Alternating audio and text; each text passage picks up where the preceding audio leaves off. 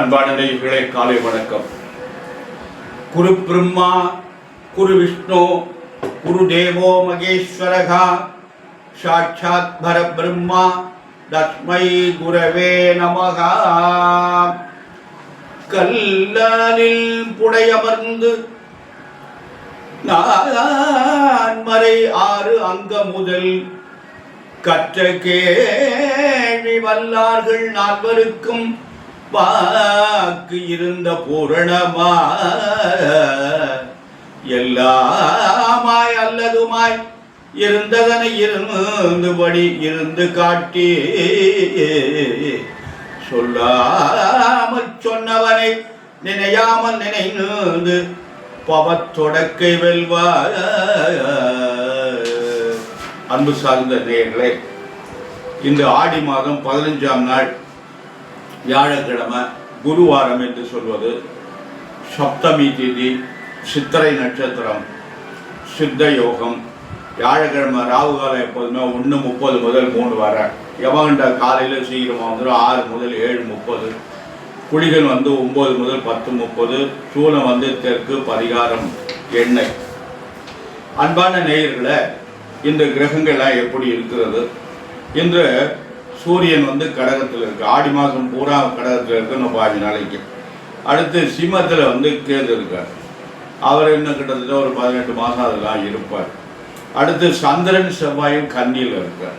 சனி ராகு கும்பத்தில் இருக்கு. மிதுனத்தில் புதன், சுக்கிரன், குரு இவங்கெல்லாம் இருக்காங்க. இது இந்த கிரகத்தினுடைய அமைப்பு.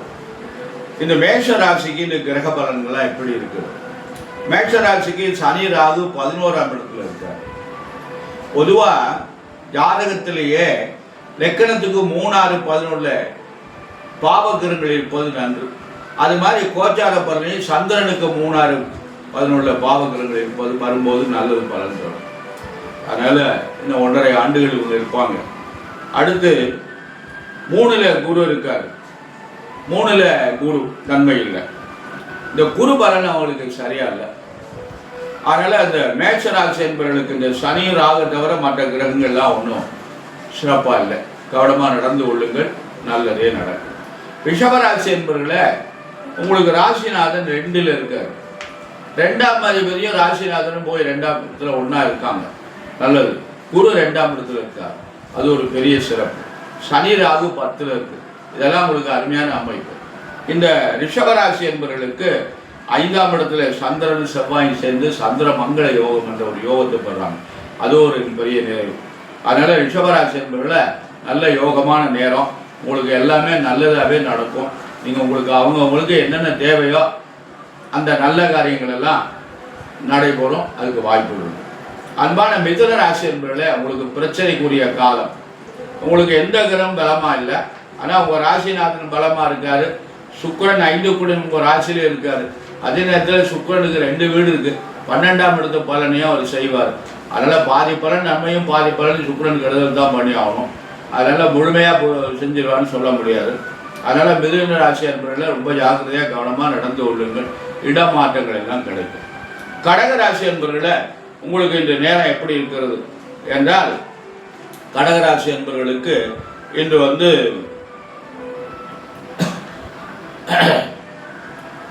12ல் குரு, 12ஆம் இடத்துல குரு இருக்கார். இந்த 12ஆம் இடத்துல இருக்க குரு உங்களுக்கு விரயத்தை தான் பண்ணுவார். நல்லது செய்ய மாட்டார். நல்ல காரியங்கள்லாம் நடைபெறாது. பார்த்து கவனமாக நடந்து கொள்ளுங்கள். நல்ல செலவுகளாக பண்ணுங்கள். சுப விரயங்களாக பண்ணுங்கள். அது உங்களுக்கு மிக நல்லது. அன்பான சிம்மராசி என்பவர்களை உங்களுக்கு நல்ல நாள், நல்லது நடக்கும். நல்ல காரியம்லாம் நடைபெறும். ஏன்னா குரு 11ஆம் இடத்துல இருக்காரு. ஆனால் சனி ராகு 7ஆம் இடத்துல இருக்காரு.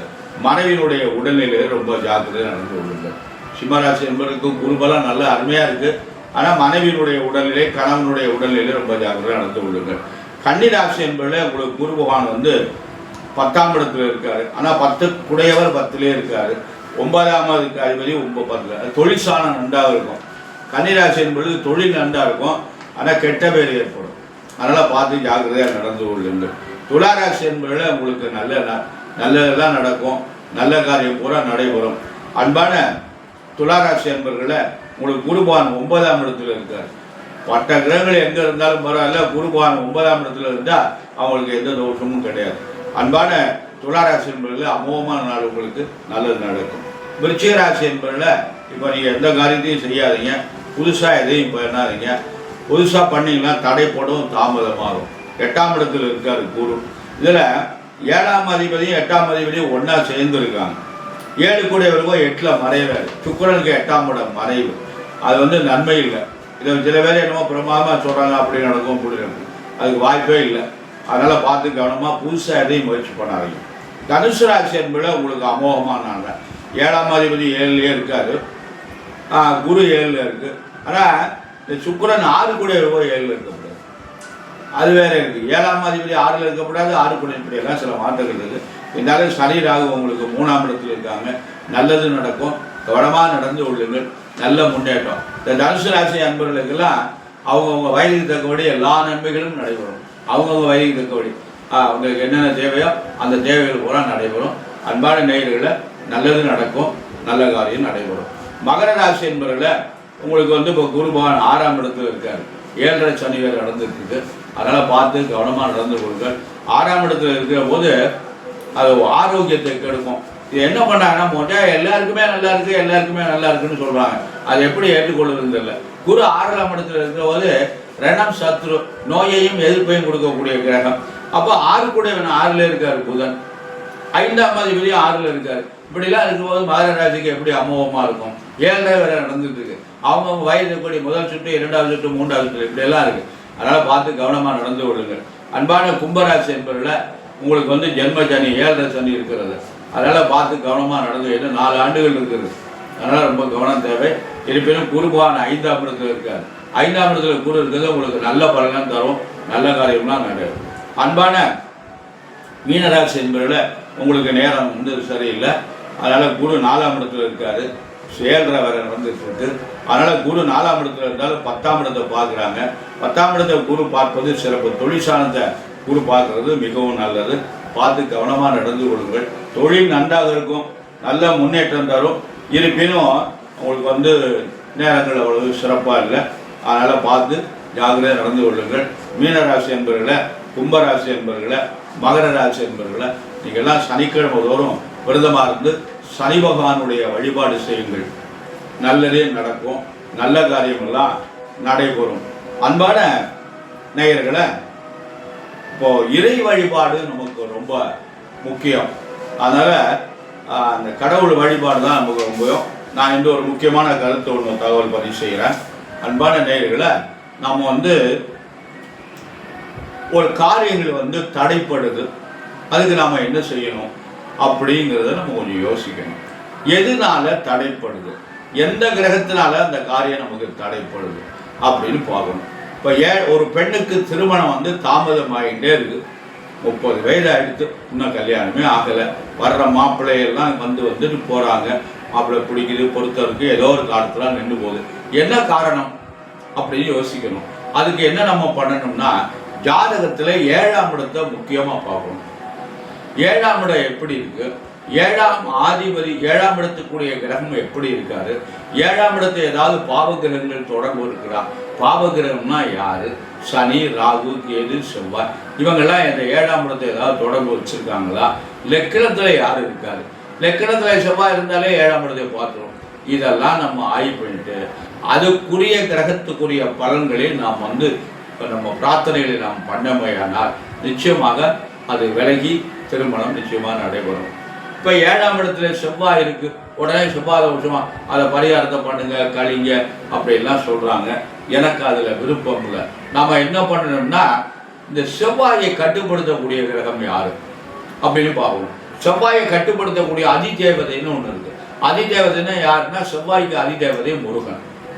அதனால செவ்வாய்க்கிழமை தோறும் விரதமாக இருந்து அந்த முருகனுடைய வழிபாடை நாம் செய்து திருப்பரங்குன்ற முருகனை போய் தரிசனம் பண்ணி, ஏன்னா அங்கேதான் திருமண குலத்தோடு இருக்காங்க. அதனால அவரை போய் நம்ம தரிசனம் பண்ணி அங்கேயே உட்கார்ந்து கந்த சஷ்டி கவசத்தை நம்ம பாராயணம் பண்ணமையானால் சீக்கிரமா தடை இல்லாம திருமணம். ஐயா, திருப்பரங்குன்றத்துக்கு போக முடியாது, சென்னையில் இருக்காங்க.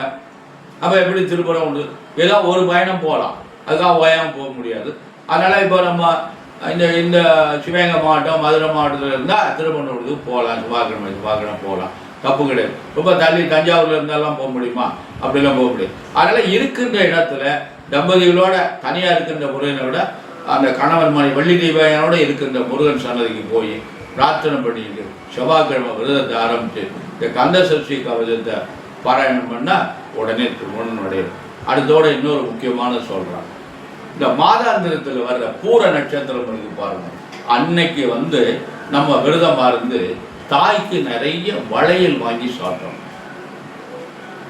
பூர நட்சத்திரம் ஆடி பூரத்து அன்னைக்கு வளையல் சாத்திர பழக்கம் அங்கே ஸ்ரீவில்லிபுத்தூரில் ரொம்ப விசேஷமாக நடக்கும். இப்போ எல்லா கோயிலையும் வளையல் சாத்துறாங்க. அதனால் அந்த பூர நட்சத்திர அன்னைக்கு விரதம் இருந்து அந்த சிவாலயத்தில் உள்ள அம்பாள் அல்லது துர்க்கை மாரியம்மன் இவங்களுக்கெல்லாம் நிறைய வளையல் வாங்கி, கண்ணாடி வளையல், ரப்பர் வளையல்லாம் வாங்கக்கூடாது, கவரிங் வளையல் வாங்கக்கூடாது, கண்ணாடி வளையல் வாங்கி நம்மளால் முடிஞ்சதை வாங்கி அவங்களுக்கு சாத்தணும், மாலையாக சாத்தணும். அந்த வளையலை சாத்திட்டு வந்தவையால் நமக்கு மாதம் மாதம் பூர நட்சத்திரம் சீக்கிரமாக தடை இல்லாமல் நமக்கு மங்களகரமான வளையல் கிடைக்கும். அந்த திருமணத்துக்குன்னு ஒரு வளையல் போடுவாங்க.